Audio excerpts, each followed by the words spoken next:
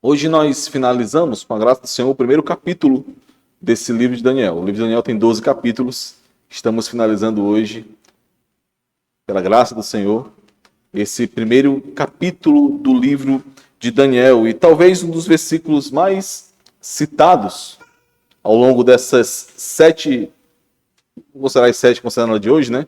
Das 7 mensagens nesse primeiro capítulo, é um versículo que nem pertence a Daniel, mas que principalmente nas primeiras mensagens, a de introdução, se os irmãos lembrarem, e algumas depois também, foi um versículo muito apresentado porque ele resume muito bem o ensino central desse capítulo 1 de Daniel, que é o versículo 2 do capítulo 12 de Romanos. Esse foi um versículo muito utilizado na concepção da ideia central daquilo que está sendo apresentado aqui ao longo do livro de Daniel, por conta desse resumo que ele apresenta, né? Paulo, ao escrever aos irmãos em Roma, ele exorta a esses irmãos que mesmo em meio ao presente século, a este mundo, a Babilônia que os irmãos ali viviam naquele momento e que nós vivemos hoje, que é a representação desse mundo, diante das circunstâncias difíceis, diante das pressões, estes não permitissem ser conformados, moldados por esse mundo. É isso que o versículo 2 do capítulo 12 de Romanos nos diz. E não vos conformeis. Não permitam ser conformados. Não permitam que este mundo, com suas pressões, com suas marteladas, né? Nós vimos que essa ideia aqui do ser conformado é o mundo martelando, aplicando pressão, pancadas, para que, de acordo com o molde dele, nós sejamos então moldados, transformados. Então Paulo exorta que não vos conformeis, não permitam ser conformados, não permitam que as forças que esse mundo aplica em vocês os molde. Mas, ao invés disso, em contraponto a isso, transformai-vos, sejam transformados pela renovação da vossa mente, pela mente de Cristo que foi dada a vocês, pelos novos pressupostos que foram entregues a vocês, pressupostos do alto, pressupostos que foram revelados a vocês. Não vos conformeis com este século, com este mundo, mas transformai-vos pela renovação da vossa mente, para que experimenteis qual seja a boa, agradável e perfeita vontade de Deus. Essas duas ordens que são dadas aqui, irmãos, o não vos conformeis e o transformai-vos, são ordens dadas para serem seguidas continuamente. Não é uma única vez que você não deve ser conformado, não é uma única vez que você deve ser transformado pela renovação da sua mente, da mente que foi dada. Mas continuamente isso deve acontecer. E esse é um dos caminhos da perseverança que nós estamos refletindo aqui nessa última porção em Daniel. Daniel, Ananias, Misael e Azarias são os 4 personagens que são apresentados a nós aqui, que estão em meio a essa peregrinação em uma nação que não é a sua, em um reino que eles não fazem parte, em uma terra estranha, uma terra estrangeira. Estes são os personagens aqui do primeiro capítulo que estão peregrinando. 4 jovens que tiveram a sua vida poupada em meio à grande destruição e à grande matança que Nabucodonosor promoveu em Judá. Nabucodonosor matou muitos. Estes não. 4 jovens que já lutavam para manter-se fiéis ao Senhor, ao seu Deus, mesmo antes de chegar na Babilônia, mesmo quando estavam em sua nação, porque a nação de Judá vinha já em decadência, vinha já caindo em pecado, vinha já se se mostrando infiel ao Senhor, e por isso a consequência dessa infidelidade foi o exílio. É por isso que eles foram conduzidos ao exílio. E já em sua própria nação eles lutavam para manter-se fiéis. Desde ali, jovens que tiveram seus nomes trocados na Babilônia para que honrassem outros deuses, não o Deus verdadeiro a quem eles serviam. É como se o seu nome fosse trocado por qualquer um desses ídolos que são apresentados hoje, como se passassem a lhe chamar aí de Iemanjá ou sei lá o nome de outro aí qualquer, esqueci agora, Preto Velho, né? Algo assim, sei lá. Enfim, eles tiveram seus nomes mudados para que honrassem a outros deuses. Eles foram bombardeados pelo ensino pagão da Babilônia, como nós vimos, para que esquecessem daquilo que receberam dos seus pais, daquilo que estava na santa palavra de Deus, para que esquecessem do seu Deus, da sua nação, de quem eles eram. Esse era o intuito ali dessa reprogramação promovida pela Babilônia. Mas são estes 4 jovens, aqueles que decidiram firmemente não se contaminar com a Babilônia. Acontecesse o que acontecesse, custasse o que custasse, estes decidiram firmemente que não se contaminariam. E o capítulo 1, então, finaliza informando o que estes jovens fizeram e como eles perseveraram até o fim. Informando que eles, sim, chegaram até o fim da provação deles. Que eles, sim, perseveraram até o fim. É interessante, porque o capítulo 1 finaliza dando o spoiler de toda a história para aqueles jovens. Daniel permaneceu, e Daniel está aqui representando os seus amigos. Daniel permaneceu até o primeiro ano. Daniel continuou, é o que diz o versículo 21, até o primeiro ano do rei Ciro. Até que o Senhor acabasse com aquele exílio. 70 anos em uma terra estranha, em uma terra hostil, inimiga, onde as pressões aconteceram, foram o tempo todo ali lançadas sobre eles, mas eles perseveraram, foram guardados pelo Senhor. É sobre essa perseverança, irmãos, que nós estamos refletindo nesses últimos versículos do capítulo 1 de Daniel. Nós começamos essa reflexão na quarta-feira passada, onde nós vimos um pouco sobre a doutrina da perseverança dos santos, um pouco sobre o que significa essa perseverança, e vimos também, aqui nos propomos a refletir nesse tema, seguindo 3 pontos ao longo desses versículos finais do capítulo 1. A perseverança é uma obra de Deus, foi o primeiro ponto. A perseverança não nos tira do mundo, segundo ponto. E a perseverança é garantida pela fidelidade do Senhor, o terceiro ponto. Eu fiz uma pequena mudança nesse terceiro ponto. Quem anotou vai perceber que eu fiz uma pequena mudança. Nós vimos o primeiro desses pontos. Nós vimos que a perseverança é uma obra de Deus. Essa é a estrutura montada no primeiro capítulo de Daniel. Deus deu, Deus entregou, Deus concedeu, é a mesma palavra.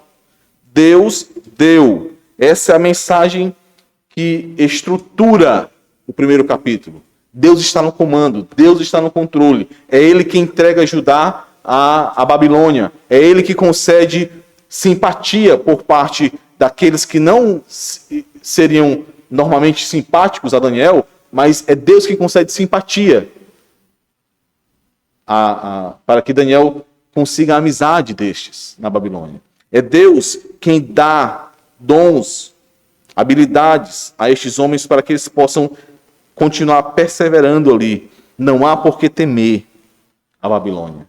Não há por que temer o poder militar da Babilônia. Não há por que temer a sabedoria da Babilônia. Não há por que temer o poder político da Babilônia, porque Deus está no controle, conduzindo todas as coisas. E nós vimos que o ponto principal aqui dessa primeira parte dessa mensagem é que a compreensão dessa verdade de que Deus está no controle, de que a perseverança ela é uma obra de Deus, a compreensão dessa verdade, dessa doutrina, não arranca de nós a responsabilidade do combate da luta, de perseverarmos, de caminharmos neste mundo como habitantes de outro reino. Não retira de nós essa responsabilidade.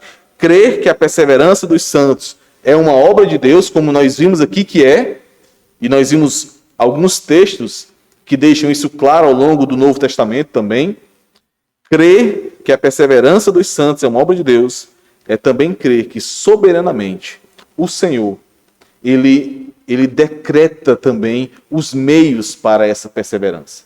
De maneira que nós não podemos deixar de lado estes meios. Nós não podemos nos eximir da responsabilidade que cabe a nós em meio a essa caminhada.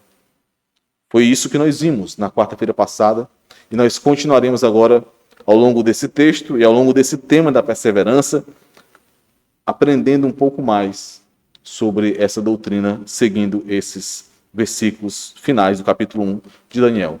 Vamos orar mais uma vez, pedindo que o Senhor nos abençoe. Senhor amado, Deus do universo, Senhor de todas as coisas, ó Senhor, muito obrigado pela grande graça que recebemos de estarmos juntos aqui, de abrirmos a Tua Santa Palavra, de lermos a Tua Santa Palavra juntos, de cantarmos canções que falam da Tua Palavra, que expressam verdades da Tua Palavra, e de termos aqui o privilégio de sermos expostos à Tua Palavra, em meio à pregação, em meio à exposição da verdade da Palavra, para que sejamos assim edificados por ela. Senhor, nós somos tão limitados, por isso, ilumina nossa mente, nosso coração. Por meio do Teu Santo Espírito, Senhor, nos faz compreender a Tua Palavra, nos ajuda, para que possamos, através da Tua Palavra, continuar caminhando nesse mundo, lutando, perseverando no bom combate, para a glória do Teu nome, Senhor. Em nome de Jesus. Amém. O nosso segundo ponto, irmãos, é que a perseverança não nos tira deste mundo. Perseverar não é se esconder neste mundo. Perseverar não é se isolar deste mundo. Não é de uma forma dualista, né? Em oposição um ao outro, escolher o que é mundano e o que não é mundano. Como se fosse possível se isolar deste mundo. Não foi isso que Daniel e seus amigos fizeram. Daniel e seus amigos, eles se mantiveram na Babilônia servindo a Babilônia, servindo publicamente ao rei da Babilônia, mas sem permitir que isso os contaminasse, sem deixar de servir e de se manterem fiéis ao Deus a quem eles pertenciam. Nós vamos refletir um pouco sobre isso. Essa é a maior porção desse sermão de hoje. A perseverança não nos tira do mundo, como o Senhor Jesus orou na sua oração sacerdotal em João 17, orando pelos seus discípulos, para que o Pai os guardasse nesse mundo. Não que os tirasse desse mundo, mas que os guardasse nesse mundo. Vamos ler os versículos do 17 ao 20 aqui, nesse capítulo 1 de Daniel. Vamos ler mais uma vez. Ora, a estes 4 jovens, Deus deu o conhecimento e a inteligência em toda cultura e sabedoria. Mas a Daniel deu inteligência de todas as visões e sonhos. Vencido o tempo determinado pelo rei para que os trouxessem, o chefe dos eunucos os trouxe à presença de Nabucodonosor. Então o rei falou com eles, e entre todos não foram achados outros como Daniel, Ananias, Misael e Azarias. Por isso passaram a assistir diante do rei. Em toda a matéria de sabedoria e de inteligência, sobre que o rei lhes fez perguntas, os achou 10 vezes mais doutos do que todos os magos e encantadores que havia em todo o reino. Deus, irmãos, capacitou os 4 jovens para que eles perseverassem na Babilônia, mesmo sem serem tirados da Babilônia, mesmo em meio à vida pública da Babilônia. A palavra inteligência que nós lemos aqui, ela se repete 3 vezes nesses 4 versículos. E são, na verdade, 3 palavras hebraicas distintas utilizadas por Daniel para expressar essa capacitação que Deus deu a estes 4 jovens. A ideia aqui é mostrar a capacitação multiforme, abrangente, em todos os aspectos necessários que eles receberam da parte de Deus. Então, um primeiro aspecto dessa inteligência e dessa capacitação é a inteligência para estudar a cultura e o conhecimento babilônio, como nós vemos no versículo 17, quando ele fala que deu aos 4 jovens o conhecimento e a inteligência em toda cultura e sabedoria, mas, sobretudo, discernindo aquilo que poderia ser absorvido por eles e então os tornaria sábios diante do rei e do povo da Babilônia, de todos que estavam ali, discernindo aquilo que eles poderiam absorver e aquilo que eles deveriam filtrar de maneira que não se contaminassem, de maneira que não tomasse, não tivesse lugar no coração deles, de maneira que não os afastasse de Deus e dos pressupostos que eles haviam recebido como povo de Deus. Esse é o primeiro aspecto dessa capacitação. A primeira palavra aqui no versículo 17 para inteligência traz essa ideia de uma inteligência para discernir em meio à cultura que eles estavam recebendo na Babilônia, em meio à sabedoria que eles estavam recebendo na Babilônia. A segunda palavra de inteligência aqui é a inteligência para aplicar esse conhecimento a serviço do rei, de maneira a servir a Babilônia como se estivesse servindo ao próprio Deus, de maneira a aplicar todo o conhecimento da cultura e da sabedoria em favor do serviço público na Babilônia. É o que nós encontramos no versículo 20. Em toda a matéria de sabedoria e de inteligência, sobre o que o rei lhes fez perguntas, os achou 10 vezes mais doutos, mais capazes do que todos os magos e encantadores que havia em todo o seu reino. Eles se tornaram diferenciados, capazes de aplicar esse conhecimento. Esse é outro aspecto dessa capacitação.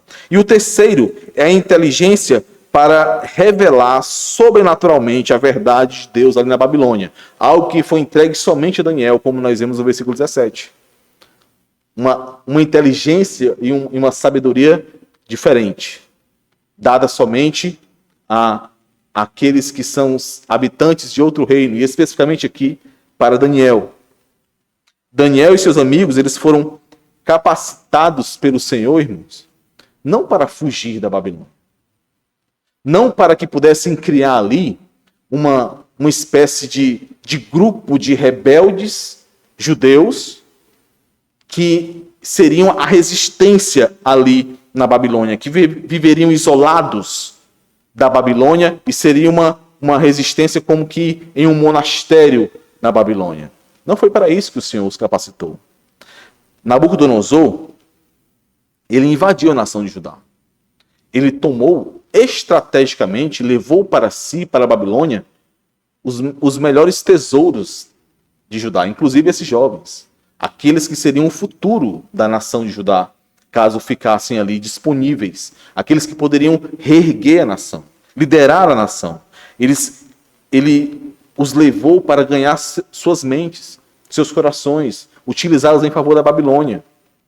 Mas, na verdade, sem que ninguém na Babilônia percebesse, inclusive o próprio Nabucodonosor, Deus é quem estava invadindo a Babilônia ali por meio dos seus servos, por meio daqueles jovens fiéis, que se mantiveram fiéis ao Senhor.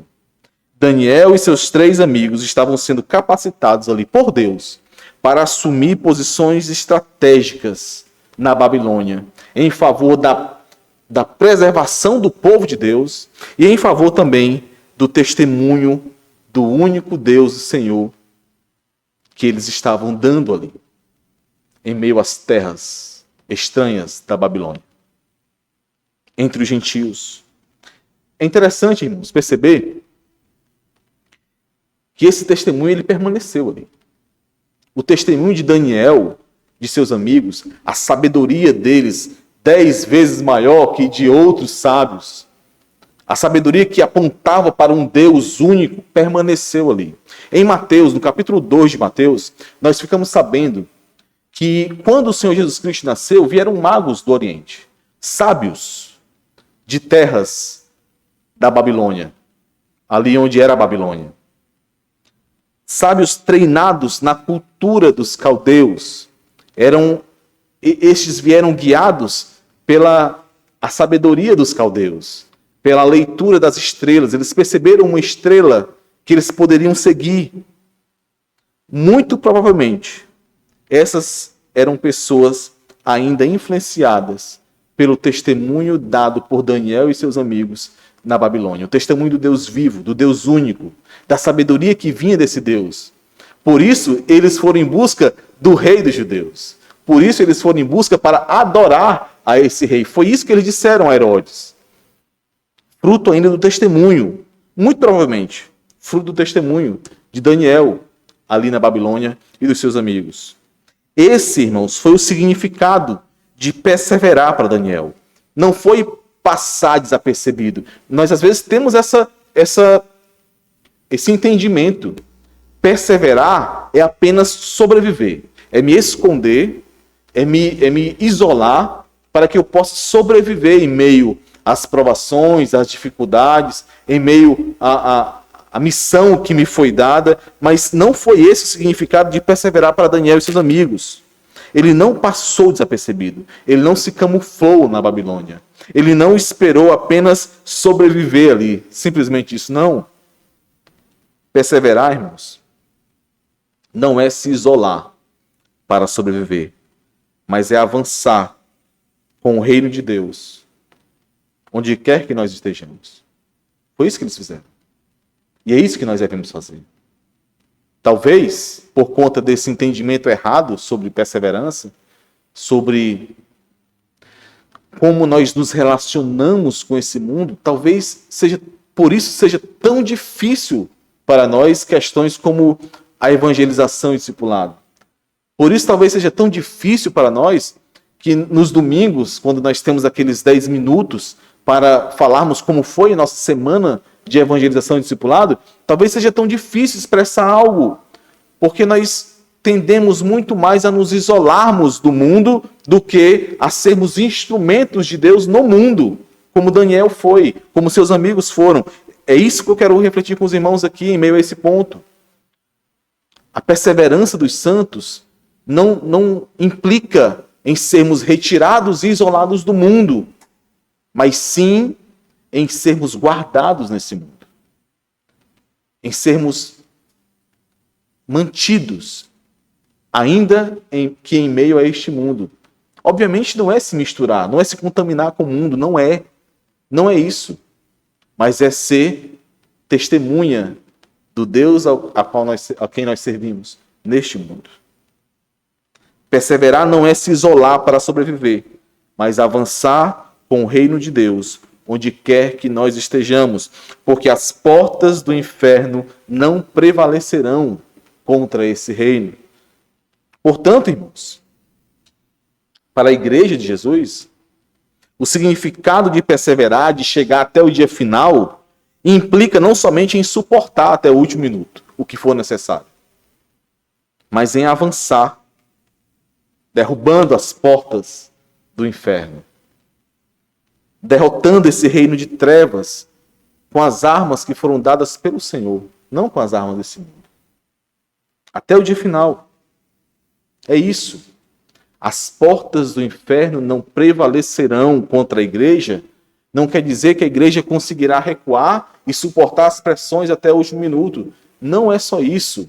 Não é só a ideia de resistência, mas a ideia de que o inferno não conseguirá conter o avanço da igreja. Este mundo não conseguirá conter o avanço da igreja.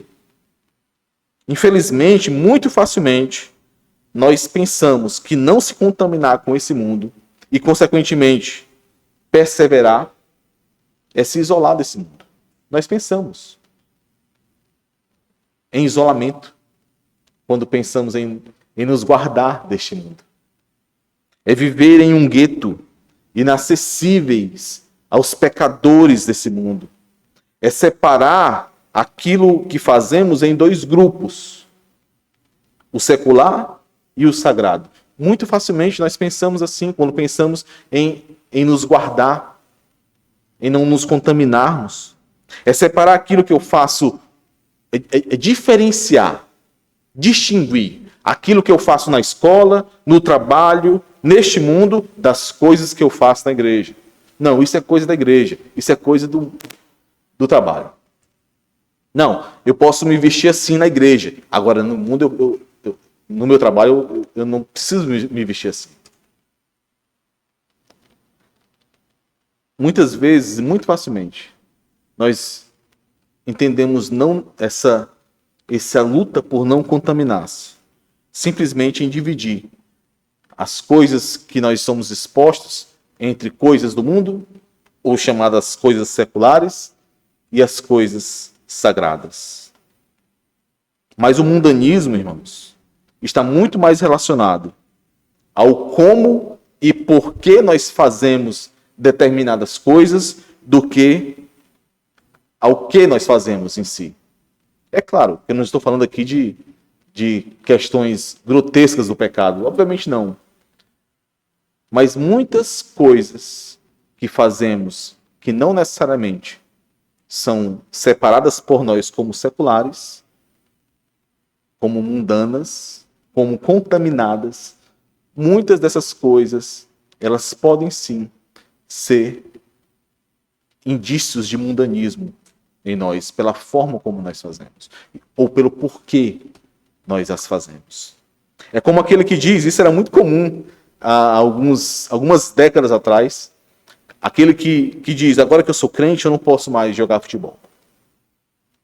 Era muito comum, tinha uma verdadeira caça às bruxas. Né? Opa, eu vi o irmãozinho ali jogando bola, vai ser disciplinado, né? É como esse que diz, agora que eu sou crente, eu não posso jogar futebol, mas a questão é muito mais profunda, irmãos. É muito mais profunda que isso. É pecado jogar futebol? Não, claro que não é pecado jogar futebol. Mas a questão é, como você faz isso agora? Como você joga futebol agora? Mesmo você sendo um amador, como você joga? Quais são as prioridades que isso que você gosta de fazer ocupa em seu coração? Você ainda faz isso moldado pelo padrão deste mundo? Será que isso ainda toma o teu coração como tomava antes? As reflexões são muito mais complexas, irmãos. Não é uma questão apenas do que você vai fazer, mas de como, por quê, para quem. Ou uma outra discussão muito comum, que ainda existe. As mulheres, né, dizem, agora que eu sou crente, eu não posso mais usar maquiagem, eu não posso usar mais joias, eu não posso mais ligar para a minha aparência, e aqui eu estou usando um eufemismo para arrancar, né, os cor do sovaco aí, né, das axilas, desculpa. Mas a questão é muito mais profunda que isso, irmãos.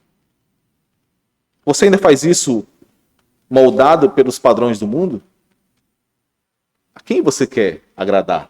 Quando você se veste bem, se sente bonita ali? A quem? Você faz isso em devoção a este mundo, para este mundo ou para o Senhor? Conformar-se a esse século, como Paulo exorta, adverte ali em Romanos 12, 2, não se refere somente a atos pecaminosos, absurdos, escancarados, muito visíveis que nós podemos cometer, mas a uma mudança de mentalidade, de pressupostos, de visão de mundo. Irmãos, é isso que esse mundo, que a Babilônia tem tentado gerar em nós, essa mudança de mente. A Babilônia, este mundo, quer ganhar a nossa mente e o nosso coração, porque sabe que a partir daí todo o resto foi ganho. É isso, jovem. Quando nós assistimos, é por isso que temos que ser muito intencionais no cuidado com os jovens, no cuidado com o nosso coração, porque aí é para isso que esse mundo trabalha, para ganhar o coração. Em cada programação de TV, em cada mensagem que de forma subliminar é passada através dos vários dispositivos desse mundo. É isso. É isso. Como um jovem cristão namora nesse mundo, por exemplo? Nós não temos nenhum nenhum jovem namorando aqui, né? Se tem, tá errado. Mas como um jovem cristão namora nesse mundo? Da mesma forma que os ímpios namoram? Por que não existe o ficar entre os crentes? Por quê? É a cultura que vem estabelecendo os limites do namoro para os crentes? É a cultura, é o presente século que vem estabelecendo isso? Porque se pensarmos, irmãos, há 50 anos, o namoro, a forma de namorar, tanto de ímpios como de crentes, era muito diferente da forma de hoje. É a cultura que está estabelecendo a forma como crentes namoram? Não seria isso um mundanismo? Ter a reflexão de como deve ser a preparação para o casamento cristão definido pela cultura, pela forma como os homens deste mundo têm pensado, e por isso vai mudando conforme os ímpios também mudam? Não seria isso um mundanismo? Como um cientista cristão faz ciência na universidade? Como? Outra coisa que mudou muito também ao longo dos últimos anos, ao longo dos últimos 150 anos. Como? É até algo difícil de falar hoje. São duas palavras que parece que são absurdamente contrárias: cristão e ciência. Nos últimos 150 anos, tornou-se cada vez mais proibido ao cristão fazer ciência utilizando como pressuposto a sua fé. É absurdo. Se você quiser realmente fazer ciência, de acordo com os moldes de hoje, você precisa deixar de lado os seus pressupostos irracionais da fé. Você precisa, então, observar de maneira neutra e imparcial os resultados de experimentos que foram pensados e executados também de maneira neutra e imparcial. Somente assim você faz ciência. A questão, irmãos, é que isso não existe.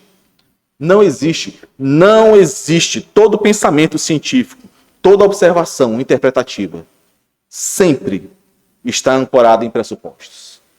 Essa é uma questão muito mais filosófica do que um outro problema. A briga aqui não é entre fé e ciência.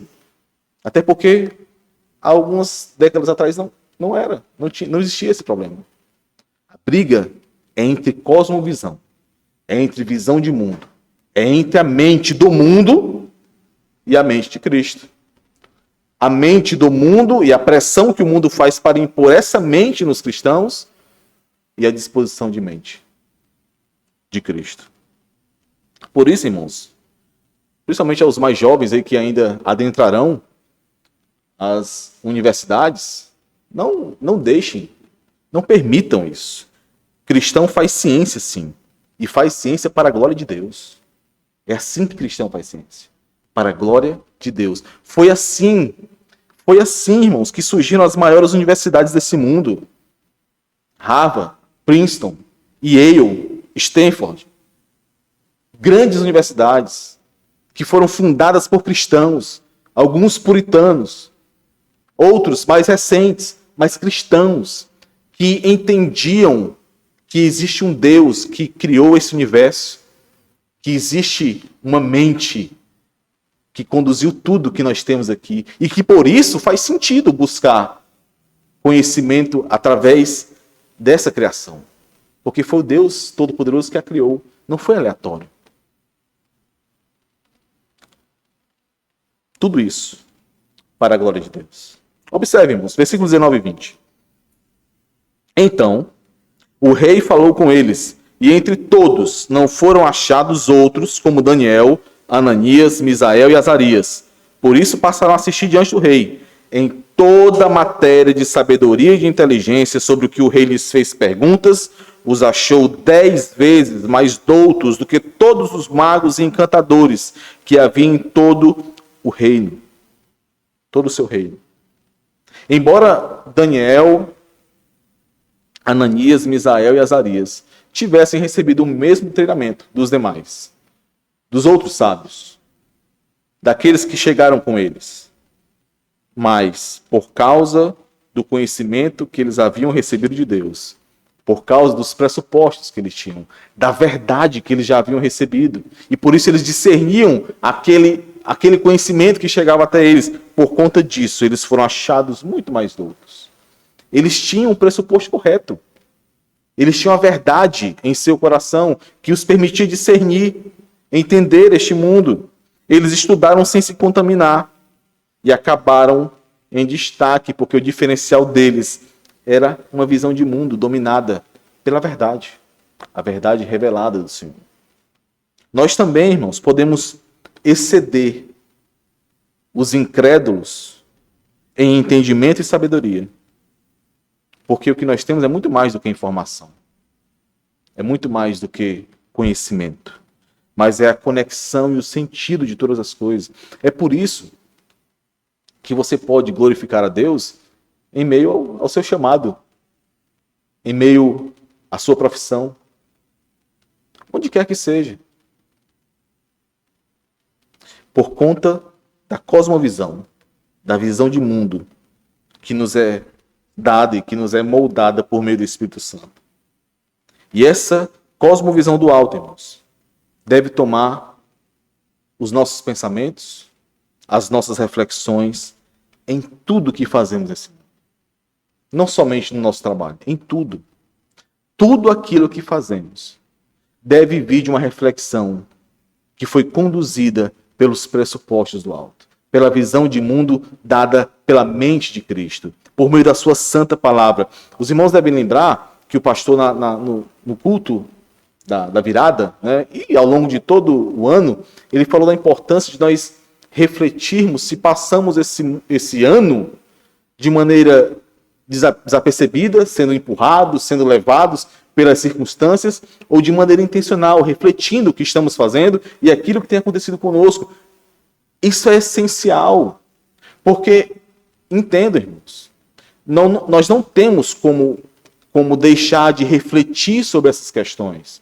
Quando você não usa os pressupostos dados pelo Senhor, a palavra de Deus, a verdade de Deus, para refletir e discernir sobre as questões do seu dia a dia, seja na escola, no trabalho, nas questões práticas da vida, uma outra mente irá conduzir esses pressupostos.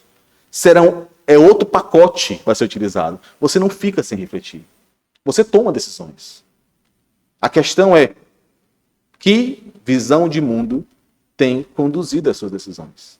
Uma ou outra conduzirá ou a visão de mundo, deste presente século, ou a visão do alto, da vontade de Deus. Ou nós viveremos como cidadãos do alto, habitantes de outro reino, e isso porque a nossa mente e o nosso coração estão sendo moldados a partir desse reino ao qual nós pertencemos, ou nós adotaremos os modos, os hábitos, os padrões, os pensamentos, as práticas, o espírito e os anseios desse mundo, às vezes até sem perceber. Isso é mundanismo. É terrível. É terrível. Tem uma citação que eu achei muito interessante. Eu não trouxe o nome do teólogo porque era tão difícil de falar que eu sabia que eu não ia conseguir falar aqui. Era muito difícil mesmo. Mas estava lá no livro do pastor Heber Campos Júnior, que trata também um pouco sobre Daniel, né? Amando a Deus nesse mundo, amando a Deus no mundo. E ele diz o seguinte: um cristão mundano, alguém que está vivendo de maneira mundana, mesmo sem perceber, age como um ateu na prática. Olha que interessante o que ele defende.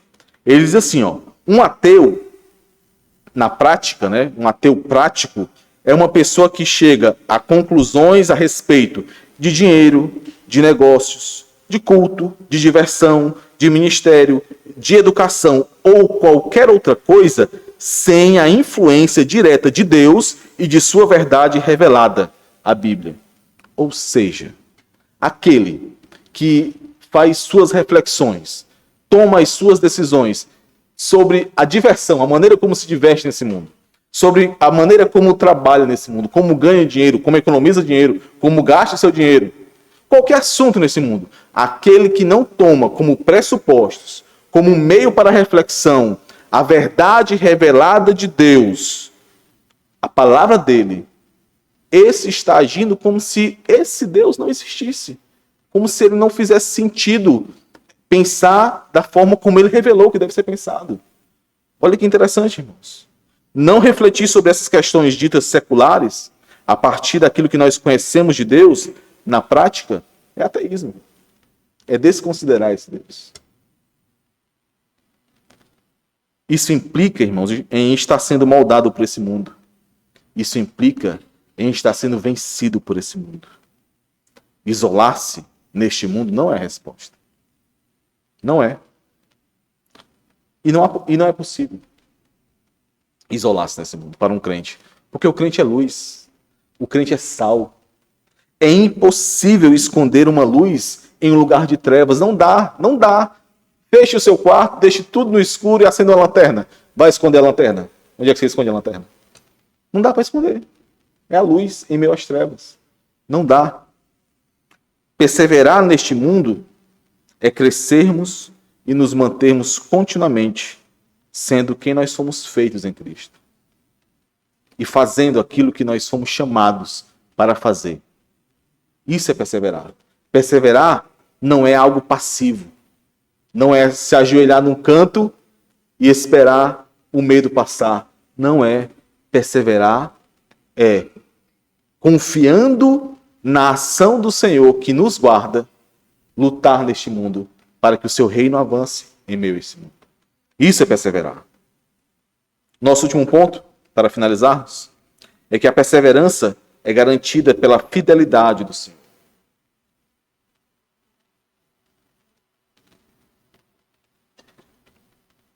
A fidelidade do Senhor é que garante a nossa perseverança. Versículo 21.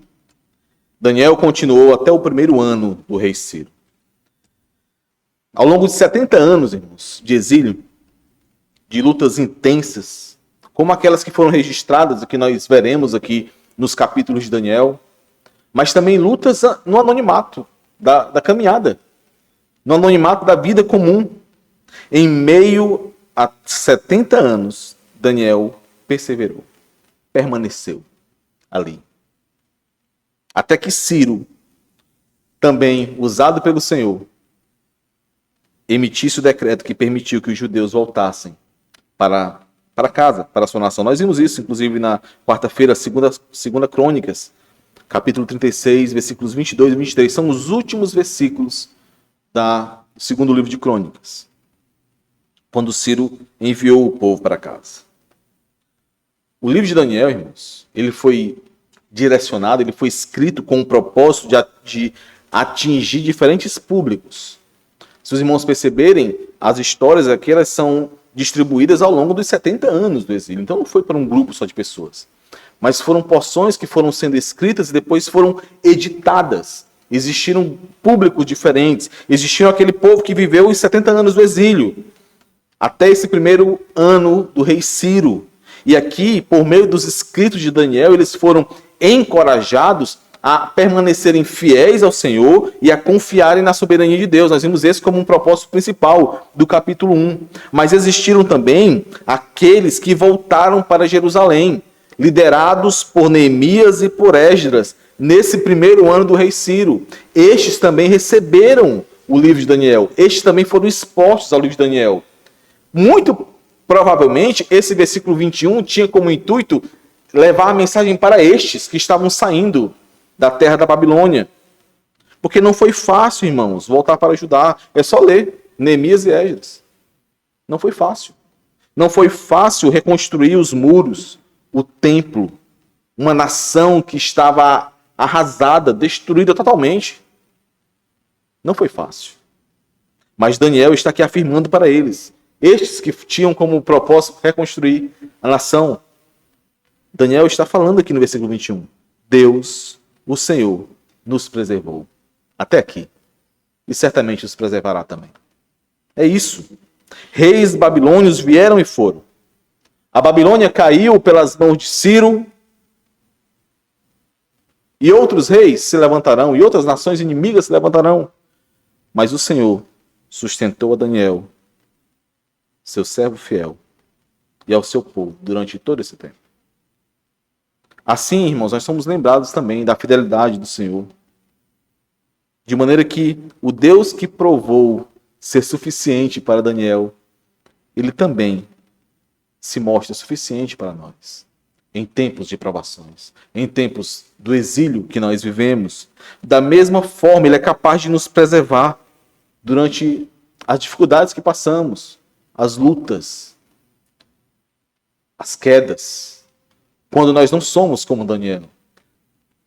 Eu não sei se os irmãos passam por isso, mas sempre que leio o livro de Daniel e seus amigos, eu percebo o quão distante de Daniel e deles eu estou.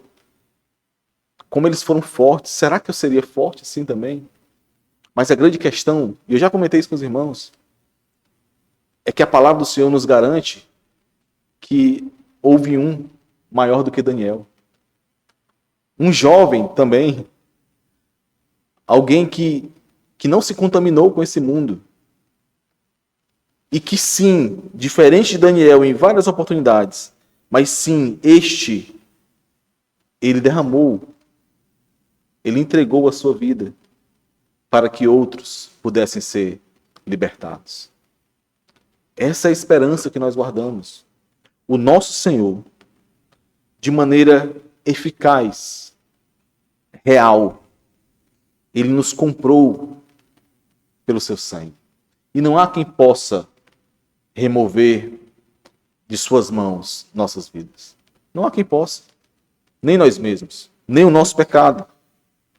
Quando este mundo faz o seu pior para tentar nos derrubar, nos desviar desse caminho de fidelidade, nós precisamos lembrar que a fidelidade do Senhor nos sustenta.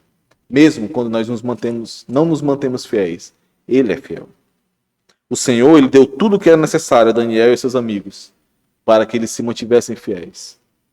Ele também deu a cada um de nós, por meio de Cristo Jesus, o nosso libertador, o nosso redentor. Vamos orar. Senhor nosso, Pai Santo, nós somos fracos, Senhor. Somos ainda pecadores, mesmo que não amemos o pecado. É por isso que nós te clamamos. Nos ajuda a caminharmos nesse mundo. Dá-nos força, vigor, compreensão para entendermos que somos de outro reino, de outra nação, para colocarmos nosso coração no alto, não nos tesouros desse mundo, para que possamos perseverar, Senhor, nesse mundo, sobretudo, lutando, nos gastando para que outros possam ouvir também a Tua voz. Ó Senhor, nos abençoa. Nos faz entender que a mente que nos foi dada em Cristo Jesus deve conduzir cada um dos nossos passos, das nossas decisões, das nossas reflexões. Não há área, Senhor, não há aspecto de nossa vida que não seja tocado pelo Senhor. Por isso, Senhor, como somos Teus, nos ajuda a cada vez mais, Senhor, refletirmos e vivermos de acordo com quem nós somos. Filhos de Deus, por meio de Cristo Jesus. É no nome dele que nós pedimos, Senhor. Amém.